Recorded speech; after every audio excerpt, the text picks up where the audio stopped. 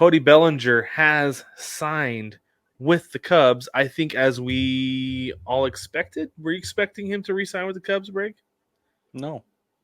You weren't? Where did you think he was going to go? Did you have a place where you thought he was going to go? Or No, I just thought if they were dragging their feet that long, he'd end up somewhere else.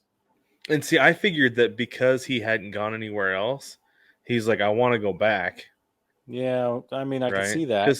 And maybe they hadn't even spoken to any other team. Just like, this is where I want to be. This is the best year I've had in a while. And there's a reason for that. Well, And so that's true. I figured he wanted to stick around. Makes sense. You make freaking great arguments, Brad. That's what you do. Well, thank you, Brick. So the details on this here contract between Cody Bellinger and the Cubs: 3 years, $80 million. That's a pretty penny for Bellinger, I feel like, at this point. But it comes with 2-player options. He gets an option after the first year and an option after the second year. Mm-hmm. So if he has a killer year, if he's back to MVP form after this year, he's like, I'm going to go get more money. He can opt out. He can go get it. So good for him. Good for him. I'm happy for him. I think that is a great place for him. I know some Mariner fans wanted him in Seattle, and I'm kind of like, he's good, but at the same, it's one of those things where it's like, I'd rather spend the money somewhere else. I don't know where else because I don't want to spend it on Blake Snell, right? Really? And you guys don't need right. I mean, a top 3 pitching staff in baseball, right? And it's like, you need that, but I don't know that I want to overpay for Bellinger because there's always the chance that you get bad Bellinger. You don't want to overpay for that. That's a fact. Right? So, I don't know. To me, it was like high risk, high reward, high money. Didn't necessarily want to go there. I'm glad that he's in Chicago. But so after this happened, after the signing, Scott Boras, Scotty B, as we call him around here, had some stuff to say about why it took so long for Bellinger to get signed and why his other guys are still on the market. Imagine that, Brig. He had thoughts to share. Oh, no, you don't say. This is per USA Today's Bob Nightingale, who is a habitual tweeting typoist, but has good information.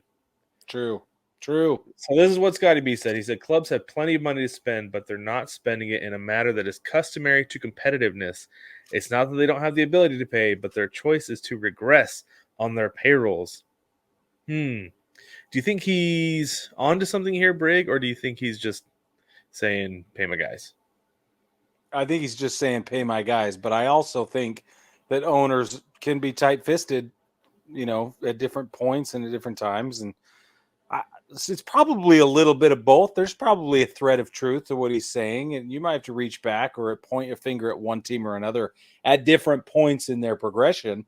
But I think ultimately what he's trying to say is get off your haunches and pull out your pocketbook. I think you're right too. And this is the thing that I don't feel like that's necessarily the thing that needs to be done anymore, because he's talking about you have to pay to be competitive, which is not always the case. It's not always the case. Right? Like, granted, yes, the Rangers pretty much bought a title last year. Right? It sure worked, if that's what they did. If we're going to call it, it sure worked. And it worked. But what we've seen in the past several years, like, the Astros have been the cream of the American League for how many years, Brig? With homegrown talent. Yeah. Right? They went and got Justin Verlander. They went and got Garrett Cole. The Garrett Cole thing worked out to a degree. The Justin Verlander thing has certainly worked out really well for them. Totally. Right? But their top contributors over the years have been homegrown guys with high-priced supplements.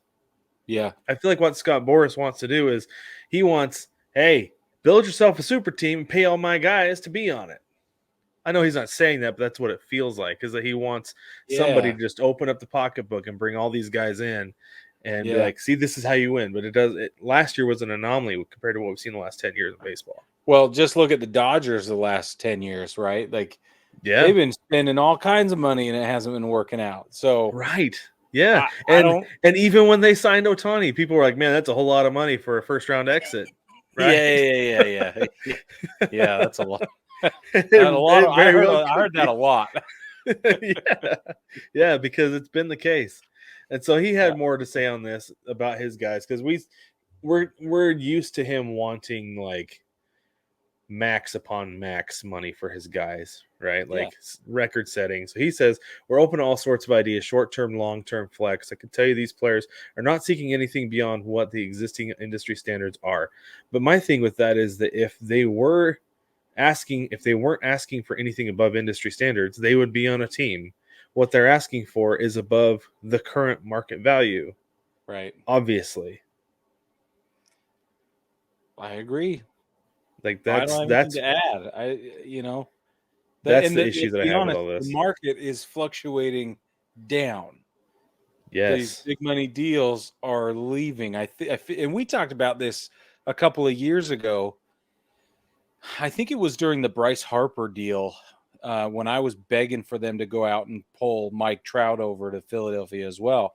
I was like, Mm-hmm. look, these massive, 12 and 13-year deals for 300 plus million, they're going to go away. You got to get them in while you can. I thought the CBA would have more to do with it, like directly.